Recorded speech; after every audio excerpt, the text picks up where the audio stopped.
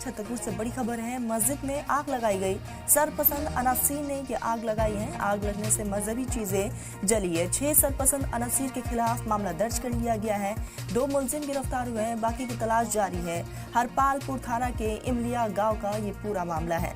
फिलहाल इस पूरे मामले को लेकर तफ्तीश जारी है। छतरपुर का ये पूरा मामला, जहां मस्जिद में आग लगा दी गई है और कई चीजें जलकर खाक हुई है। 2 मुलजिम गिरफ्तार किए गए हैं, बाकी की तलाश जारी है। हालांकि हालात को ध्यान में रखते हुए वहां पर सिक्योरिटी के कड़े इंतजाम किए गए हैं। फोर्सेस की तैनाती कर दी गई है। ये तस्वीरें आपको दिखा रहे हैं जहां शरारती तत्वों ने मस्जिद में आग लगाई है, जिसमें से 2 की गिरफ्तारी हो चुकी है। छतरपुर के हरपाल थाना क्षेत्र का ये पूरा मामला है।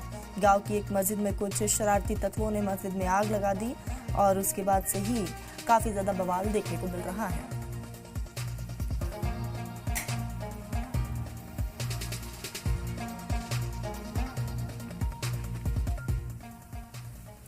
बिहार चुनाव को लेकर बड़ी खबर सामने आ रही है। एआई कंटेंट पर इलेक्शन कमीशन ने जारी की है एडवाइजरी। इलेक्शन कमीशन की सियासी पार्टियों को यह एडवाइजरी जारी है। एआई वीडियो पर साफ लेबल लगाना होगा। गुमराहकुन एआई कंटेंट 3 घंटे में हटाना होगा। एआई वीडियो के 10% हिस्से पर लेबल दिखे। तो एआई कंटेंट को लेकर इलेक्शन कमीशन की तरफ से ये एडवाइजरी जारी की गई है। बिहार इलेक्शन करीब है और उससे पहले ही